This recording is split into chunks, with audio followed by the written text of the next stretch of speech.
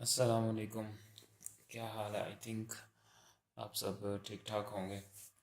तो आज जो ये सीरीज़ मैंने स्टार्ट की है, इसमें हम ये देखेंगे कि जो माइक्रो सी के अंदर प्रोग्रामिंग किस तरह की जाती है पिक माइक्रो कंट्रोलर्स की। पिक माइक्रो कंट्रोलर्स ऐसे माइक्रो कंट्रोलर्स हैं जो यूज़ करते हैं सी लैंग्वेज को। तो आज हम देखेंगे कि किस तरह उनकी प्रोग्रामिंग की जाएगी। और सिमुलेशन के लिए हम जो है वो प्रोटीएस को यूज़ करेंगे। आई थिंक तमाम लोगों को पता होगा कि प्रोटीएस जो है ना वो किस तरह यूज़ किया जाता है। सो फर्स्ट ऑफ ऑल हम माइक्रो सी को ओपन करते हैं। माइक्रो सी में हम सबसे पहले देखेंगे कि एक नया प्रोजेक्ट किस तरह बनाया जाता है। फिर हम देखेंगे कि प्रोग्रामिंग किस तरह की जाती है, किस तरह पोर्ट्स को एक्सेस किया जाता है, किस तरह पोर्ट्स को इनपुट और आउटपुट बनाया जाता है accordingly. So first of all हम फाइल में जाएंगे। फाइल के अंदर जाके हम न्यू प्रोजेक्ट क्रिएट करेंगे।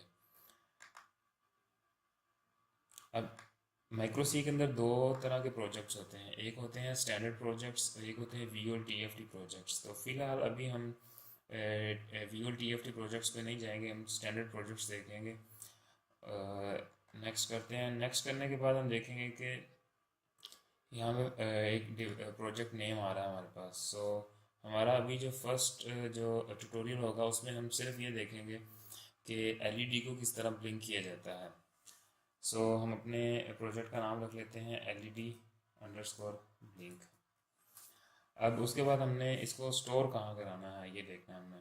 सो वी ब्राउज और उसके बाद हम इसको डेस्कटॉप पे सेव कर लेते हैं। कहाँ गया डेस्कटॉप? ये रहा। डेस्कटॉप पे एक नया प्रोजेक्ट बना लेते हैं।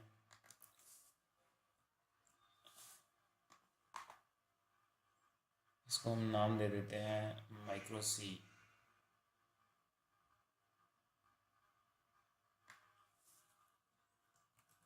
माइक्रो सी ट्यूटोरियल्स,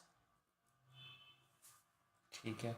और इसके अंदर हम एक और नया फोल्डर क्रिएट करेंगे जिसका नाम रखेंगे एलईडी ब्लिंक, ताकि हम आसानी से देख सकें कि कौन सा प्रोजेक्ट किसके अंदर पड़ा हुआ है।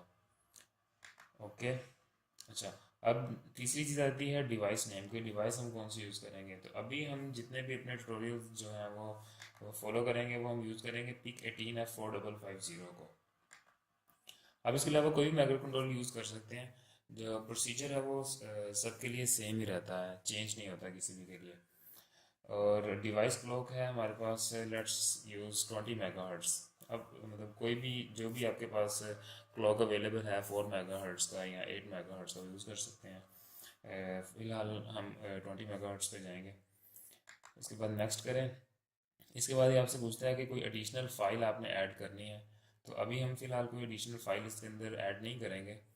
देन फिनिश करते हैं इसको। तो यहाँ पे आप देख सकते हैं कि एक विंडो क्रिएट हो गई है जिसके अंदर मेन जो है वो बन गया हमारे पास, ठीक है। ओके। अब हम इस सिमिलरली हम दूसरी साइड पे जाते हैं, प्रोटीएस के अंदर। प्रोटीएस खोलते हैं। प्रोटीएस के अंदर हम फर्स्ट ऑफ ऑल अपना जिसके अंदर हमने सिमुलेशन अपनी चलानी है वो पहले स्कीमेटिक बनाते हैं। फिर उसके बाद देखेंगे कि प्रोग्रामिंग हम किस तरह करेंगे। तो हम ये इधर उधर मूव करते रहेंगे, कभी माइक्रो सी पे कभी प्रोटीएस के ऊपर। सॉरी। और इसके साथ साथ हमें जो PIC18F4550 है उसकी डाटा शीट को भी साथ में ओपन कर लेते हैं। उसको भी हमें कंसल्ट करना पड़ेगा कि कौन सी पिन है और उसका क्या फंक्शन है, इस तरह। चलें प्रोटीस के अंदर चलते हैं। प्रोटीस में अभी सबसे पहले हम इसका जो है ना शीट साइज़ थोड़ा सा छोटा कर लेते हैं ताकि हमें देखने में आसानी हो। इसको हम let's create it by 5 inch by 6 inch. ये तो पोर्ट्रेट हो गया। इसको हम 6 इंच बाय 5 इंच कर देते हैं। ओके। इसको जूम करेंगे तो अब देखने में ज़रा आसानी होगी। सो फर्स्ट ऑफ ऑल हम कंपोनेंट मोड्स में जाते हैं। यहाँ पे जाके हम PIC18F4550 को सर्च करते हैं। तो ये हमें माइक्रो कंट्रोलर मिल गया। इसको डबल क्लिक करें तो ये यहाँ पे ऐड हो गया हमारे पास। अच्छा, अब उसके अलावा हमें इसको हम प्लेस करते हैं यहाँ पे अपनी विंडो पे, ठीक है। यहाँ पे आप देख सकते हैं कि यहाँ पे दो हमारे पास पिन्स हैं जिसके ऊपर लिखा हुआ OSC1 and OSC2, pin number 13 and 14, ठीक है।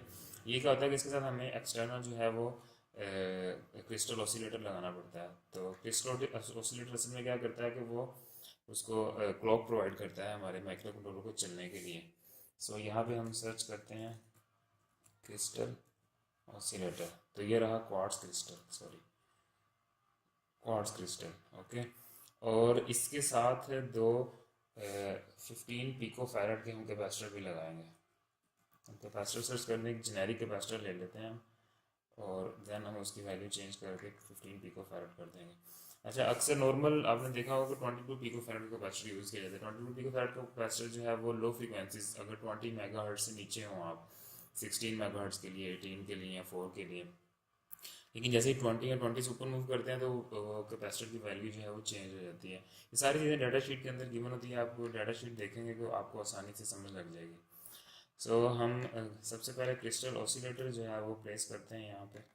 क्रिस्टल ऑसिलेटर की एक पिन जो है वो 14 के साथ और दूसरी पिन जो है वो 14 के साथ लग जाएगी, ठीक है।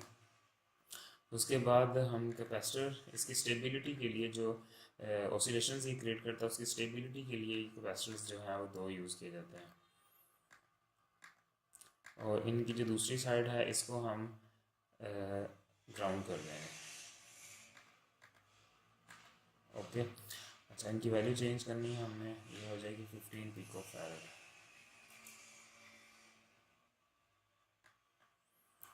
15 पिको फैरड। तो क्रिस्टल में यूज़ कर रहे हैं 20 मेगाहर्ट्ज का। अच्छा, और इसको भी डबल क्लिक करके हमें यहाँ पे भी इसकी वैल्यू जो है वो 20 मेगाहर्ट्ज करनी है। अभी यहाँ पे देखें प्रोग्राम फाइल जो है वो खाली है, क्योंकि अभी यहाँ पे हमें हेक्स फाइल लोड करनी पड़ेगी जो हम प्रोग्राम बनाएंगे। सो अभी मैं थोड़ा सा ओवरव्यू दे दूँ कि इसके अंदर होता क्या है हमारे पास, कि जो पिक माइक्रो कंट्रोलर्स होते हैं उनके अंदर डिफरेंट पोर्ट्स होती हैं।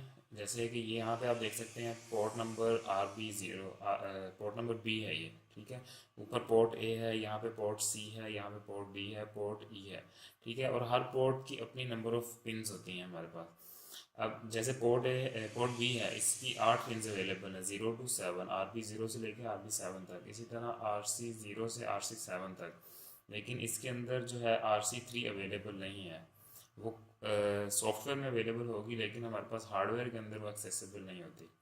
इसी तरह RD0 है, डाटा पोर्ट होती है, अक्सर हम LCDs वगैरह को कनेक्ट करने के लिए जो है वो D पोर्ट यूज़ करते हैं। फिर RE पोर्ट है, इसकी अपनी फंक्शनैलिटी है। सो सबसे पहले हम देखते हैं कि लेट सपोज हमने RD0, एक पिन है D पोर्ट की, पिन नंबर 0, उसको हमने ऑन ऑफ करवाना, ब्लिंक करवाना है, तो उसका कोड किस तरह लिखा जाएगा, उसकी प्रोग्रामिंग कैसे होगी। तो हम माइक्रो सी की तरफ चलते हैं। माइक्रो सी में हमने ये अपना सेव कर लेते हैं इसको, ओके। सो अब हमने क्या करना है कि हमने एक पिन को, जो पोर्ट D है, उसकी पिन नंबर 0 को हमने क्या बनाना है, आउटपुट बनाना है, क्योंकि हमने उससे LED ब्लिंक करवानी है। तो सबसे पहले हम क्या करेंगे, किसी भी पिन को या पोर्ट को आउटपुट बनाने के लिए माइक्रो सी के अंदर लिखते हैं ट्रिस। ट्रिस एक्चुअली में क्या होता है कि ये ट्रिस होता है ट्राई स्टेट। ट्राई स्टेट ये है कि कोई भी जो आउटपुट, कोई भी पिन होती है वो उसकी 3 डिफरेंट स्टेट्स हो सकती हैं। एक ही है कि वो इनपुट हो सकती है, एक आउटपुट हो सकती है। आउटपुट में क्या है कि वो या तो 0 होगी या 1 होगी, दो स्टेट्स ये होगी। और इनपुट में होता है कि वो हाई इम्पीडेंस स्टेट के अंदर होती है। सो ट्रिस का मतलब ये है कि आपने ट्रिस, अब डी लिखेंगे, ट्रिस डी का मतलब ये होगा कि हमने डी पोर्ट को क्या बनाना है, इनपुट या आउटपुट बनाना है, ठीक है।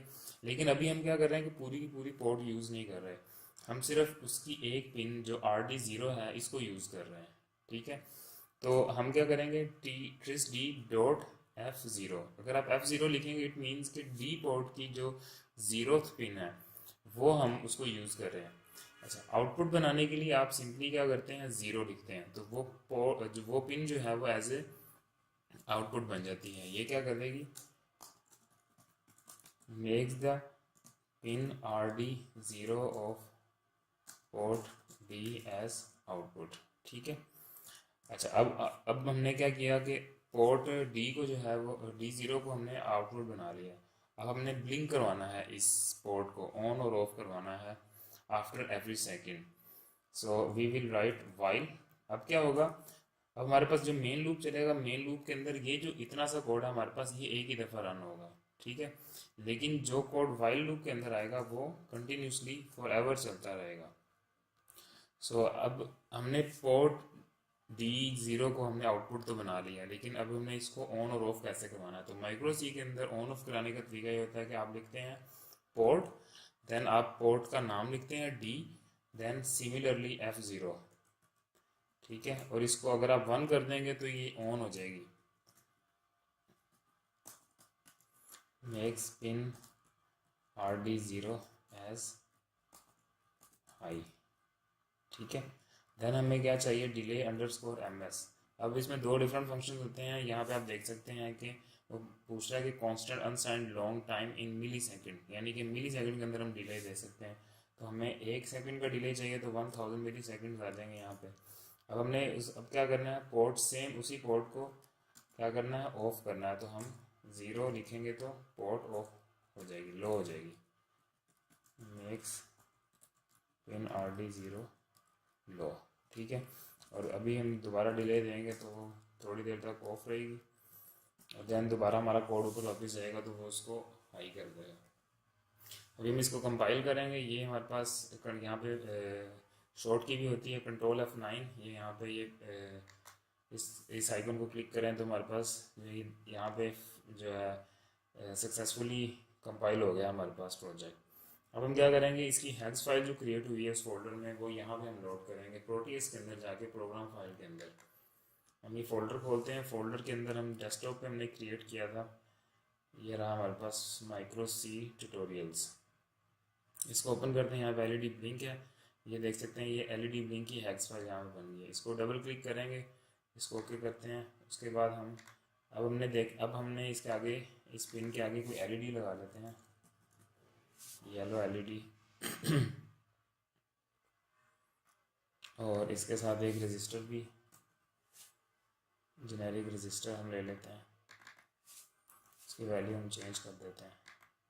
रजिस्टर लग गया। रजिस्टर के बाद हमारे पास LED आ गई है,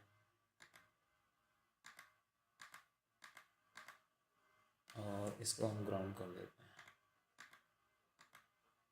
ठीक है। रजिस्टर की वैल्यू 5 वोल्ट्स आ रहे हैं हमारे पास आउटपुट पे, so let's make it 470 ohm. ठीक है। तो अभी हम इसको रन करते हैं। तो LED ब्लिंक नहीं कर रही। यहाँ पे हमारे पास नीचे देखेंगे, यहाँ पे क्या हो रहा है कि डिफरेंट मैसेजेस क्रिएट हो रहे हैं। ये क्या कर रहे हैं कि माइक्रो MCLR की जो पिन है माइक्रो कंट्रोलर की, वो लो है। ये पिन जो पिन नंबर 1 है, यहाँ पे आप देख सकते हैं, ये अभी इसको हमने क्या करना है, कंट्रोलर को ऑन करने के लिए माइक्रो MCLR की पिन को हाई करना पड़ता है, तब ये वर्क करता है। अगर ये लो स्टेट के अंदर होगा तो माइक्रो कंट्रोलर रीसेट में रहेगा हमेशा। तो हमने क्या करना है कि इसको हाई करना है।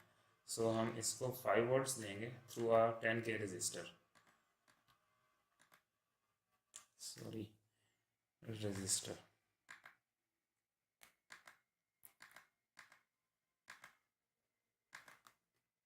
तो अब हम चला के देखते हैं। तो अब सक्सेसफुली हमारा माइक्रो कंट्रोलर लिंक कर रहा है RD0 को। ठीक है। सो ये तरीका होता है हमारे पास माइक्रो सी के अंदर। बिल्कुल ही सिंपल है, इसके अंदर कोई इतनी मुश्किल चीज़ें नहीं हैं। हम ऐसे से देखेंगे आगे फर्दर। LED ब्लिंक की है, देन LED ब्लिंक के बाद हम डिफरेंट आगे जाएंगे कि एनालॉग पिन्स कैसे रीड करनी है, ठीक है, राइट कैसे करना है, ये सारी चीज़ें इसके अंदर आ जाएंगी हमारे पास। ओके। अब लेट सपोज हमने पूरी की पूरी पोर्ट जो है वो ऑन ऑफ करवाना चाहते हैं। यहाँ पे आप जैसे ये हाई होता है, आप देखते हैं कि रेड हो जाता है, और जब ये लो होता है तो यहाँ पे ब्लू आना शुरू हो जाता है। ठीक है। तो अगर हमने पूरी की पूरी पोर्ट आउटपुट बनानी है और पूरी की पूरी पोर्ट को ब्लिंक करवाना है, लेट सपोज 8 पिन्स है RD0 के पोर्ट D के अंदर, तो हम फिर पिन का नेम नहीं लिखते, हम सिर्फ पोर्ट ट्रिस D लिखते हैं। ट्रिस D मीन्स कि पूरी की पूरी पोर्ट जो है वो आउटपुट बन जाएगी। ओके। सो अब हम यहाँ पे भी F0 ख़त्म कर देंगे, और यहाँ पे भी F0 ख़त्म कर देंगे और देन हम इसको कंपाइल करते हैं। कंपाइल करने के बाद ये कंपाइल होगा सक्सेसफुली, उसके बाद हम इसको रन करते हैं। तो आप देख सकते हैं कि ये सॉरी पूरी की पूरी पोर्ट, अच्छा यहाँ पे अब आप देख सकते हैं कि मैं क्या कर रहा हूँ कि मैं ज़ीरो और वन राइट कर रहा हूँ। तो एक्चुअली में 8 बिट के अंदर जो है वो ज़ीरो और वन मीन ज़ीरो और वन, सिर्फ आखिरी बिट ही हाई होगी। मुझे पूरी की पूरी बिट्स ऑन करनी है, तो मुझे एक्चुअली में क्या करना पड़ेगा, यहाँ पे वन की बजाय 255 लिखना पड़ेगा, क्योंकि 255 ही 8 बिट्स के अंदर one one one one one one one one होता है हमारे पास, ठीक है। तो जब 255 लिखेंगे तो एक्चुअली में पूरी की पूरी पोर्ट डी के ऊपर वन आ जाएगा। तो अब हम इसको स्टॉप करके दोबारा रन करते हैं। तो अब आप देखेंगे कि पूरी पूरी पोर्ट हाई हो रही है और देन लो हो रही है, ठीक है। ये तरीकाकार है इसके अंदर। Okay guys, that's it for now. तो ये हमारा फर्स्ट ट्यूटोरियल था जिसमें आपने देखा कि पिक माइक्रो कंट्रोलर्स के ऊपर माइक्रो सी के अंदर किस तरह जो है वो एलईडी ब्लिंक की जाती है।